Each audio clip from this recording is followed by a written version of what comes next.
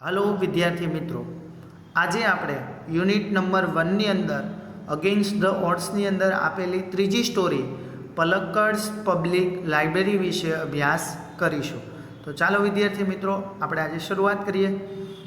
In Kerala the Palakkad district public library has been up and running since September 2013। કેરલામાં પલક્કડ જિલ્લાનું સાર્વજનિક પુસ્તકાલય સપ્ટેમ્બર 2013માં સ્થાપના થઈ અને કાર્યરત છે। It is a fine modern library. આ એકદમ મોડર્ન લાઇબ્રેરી છે, આધુનિક લાઇબ્રેરી છે। અ centre for information, knowledge, wisdom, culture activity, research and reference. તો બેટા આ જે લાઇબ્રેરી છે એ સેન્ટર ફોર મુખ્ય કેન્દ્ર છે, ઇન્ફોર્મેશન એટલે માહિતી માટેનું, નોલેજ એટલે જ્ઞાન માટેનું, વિઝડમ એટલે ચતુરાઈ માટેનું, કલ્ચર એક્ટિવિટીઝ એટલે સાંસ્કૃતિક પ્રવૃત્તિ માટેનું, રિસર્ચ એટલે સંશોધન માટેનું અને રેફરન્સ એટલે સંદર્ભ માટેનું। તો આ લાઇબ્રેરી જે છે એ શેના માટેનું સેન્ટર છે એ તમારે પૂછાઈ શકે, ધ્યાનમાં રાખવું। વિદ્યાર્થી મિત્રો, આ પાઠની અંદર આ પેરેગ્રાફમાંથી જે તમારે બે પ્રશ્નો પૂછાઈ શકે એવા છે તો જોઈએ।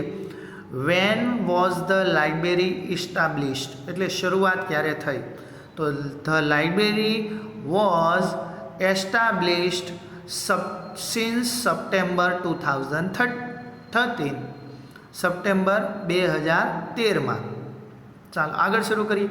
What is the library centre for? તો એની અંદર જવાબ એવો આવશે, the library is centre for information, knowledge, wisdom, culture activity, research and reference. તો વિદ્યાર્થી મિત્રો હવે આપણે આગળ પેરેગ્રાફ નંબર 2 જોઈશું। But it has recently been in the news for different reasons. Difference reason એટલે જુદા જુદા કારણો માટે આ જે લાઇબ્રેરી છે એ રિસેન્ટલી બીન ઇન ન્યૂઝ એટલે સમાચારમાં છે। તો આ લાઇબ્રેરી છે એ હાલમાં સમાચારમાં કોઈ જુદા જ કારણને લીધે છે। કયા સમાચાર? તો ધ્યાન આપજો, કયા કારણને લીધે? તો કારણ આપેલું છે, a third of its 1000 member are woman. કારણ કે હજારો સભ્યોમાંથી ત્રીજા ભાગની સભ્યો આ લાઇબ્રેરીમાં મહિલાઓ છે, સ્ત્રીઓ છે, એટલા માટે ન્યૂઝમાં છે।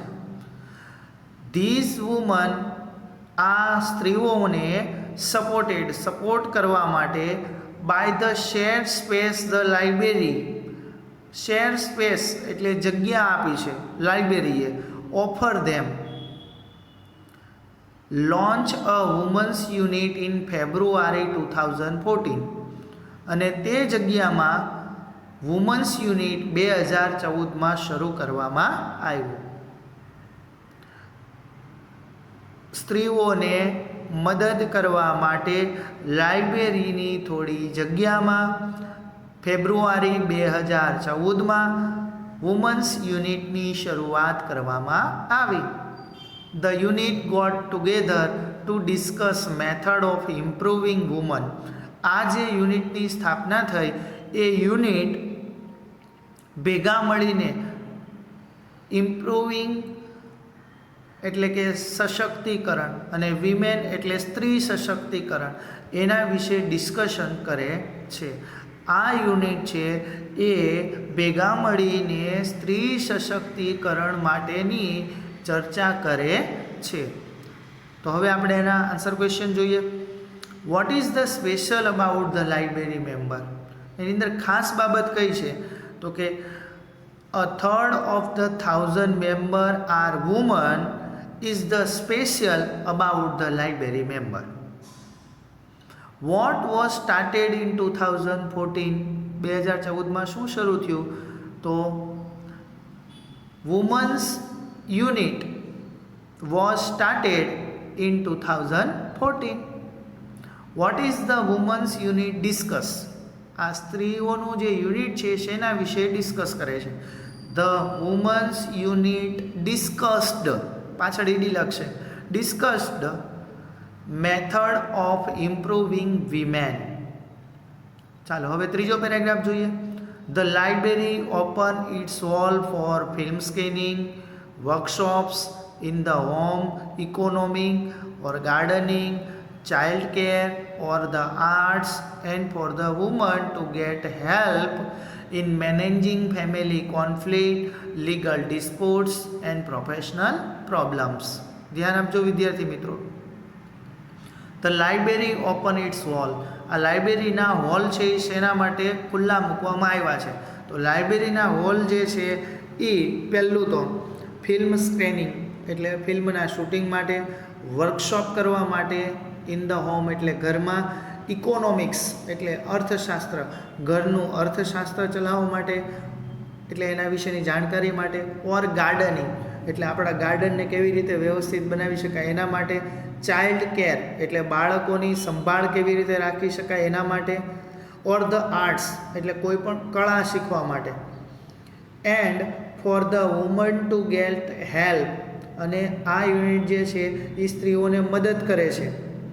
મેનેજિંગ ફેમિલી કોન્ફ્લિક્ટ એટલે કુટુંબમાં થયેલા ઝઘડાઓ મટાડવા માટે, લીગલ ડિસ્પ્યુટ્સ એટલે કાયદાકીય ઝઘડા મટાડવા માટે, એન્ડ પ્રોફેશનલ પ્રોબ્લેમ્સ એટલે વ્યવસાયિક ઝઘડાઓ, વ્યવસાયિક જે પ્રોબ્લેમ છે એને દૂર કરવા માટે. ચાલો હવે ક્વેશ્ચન આન્સરમાં જોઈએ કે for what did the library open its wall, આ લાઇબ્રેરીના વોલ શેના માટે ઓપન રાખવામાં આવ્યા છે? તો library opened its wall for film scanning, workshops in the home economics or gardening, child care or the arts. બસ આટલે સુધી લખવાનું. હવે આગળ, how does the library help women, તો લાઇબ્રેરી વિમેનને કેવી રીતે મદદ કરે છે? The library helps women in managing family conflicts, legal disputes and professional problem. વિદ્યાર્થી મિત્રો આ રીતે તમે આન્સર ક્વેશ્ચન લખી શકો છો. વિદ્યાર્થી મિત્રો હવે આપણે આગળ વધીએ. The secretary of the library pointed out that લાઇબ્રેરીના સેક્રેટરીએ નોંધ કરી છે કે થ્રુ રીડિંગ એટલે વાંચન દ્વારા women would realize their own strength and forge a unity. સ્ત્રીઓને પોતાની સાચી સ્ટ્રેન્થ, તાકાત વિશે સમજણ મળે, એન્ડ ફોર્જ અ યુનિટી અને એક જૂથની રચના બનાવી શકે. ઇટ વોઝ નોટેડ ધેટ એ પણ નોંધવામાં આવ્યું છે કે the landing library of earlier time were disappear, પહેલાંની લાઇબ્રેરી જે છે એ ડિસઅપિયર અદૃશ્ય થઈ ગઈ છે. And the present rural reading rooms were too often full of only male reader, અને હાલની ગામડાની લાઇબ્રેરીના રૂમોની અંદર માત્ર પુરુષ વાચકો જ જોવા મળે છે. તો જોઈએ આપણે ક્વેશ્ચન.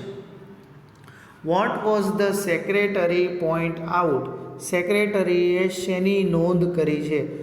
તો જવાબ આવશે the secretary of the library pointed out that through reading women would realize their own strength and forge a unity. હાલો એવી રીતે નેક્સ્ટ સવાલ, vote was the different between the earlier and present library? તો જવાબ એકદમ સહેલો, પહેલાંની library જે છે એ અદૃશ્ય થઈ ગઈ અને હાલમાં પુરુષ વાચકો જ જોવા મળે છે. એટલે આવી રીતે લખી શકો કે the lending library of earlier times were disappearing and the present rural reading rooms were too often full of only male readers. આ રીતે તમે લખી શકો. હવે આપણે આગળ જોઈએ વિદ્યાર્થી મિત્રો.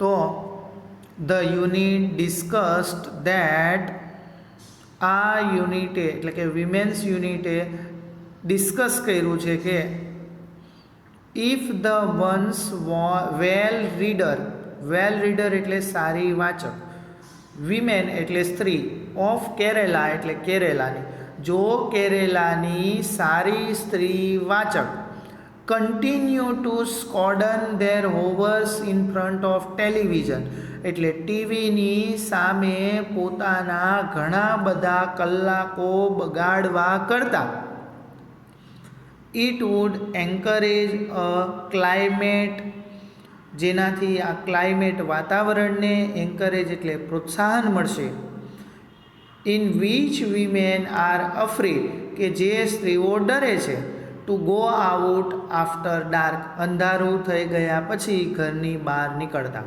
તો ધ્યાન આપજો, આ સ્ત્રીઓ ડિસ્કસ કરે છે તો કે શેના વિશે, તો કે જો કેરેલાની સાચી સ્ત્રી વાચકો ટેલિવિઝન એટલે કે ટીવીની સામે કલાકો બગાડવા કરતાં વાંચન કરશે તો અંધારામાં બહાર નીકળતી સ્ત્રીઓને પ્રોત્સાહન મળશે.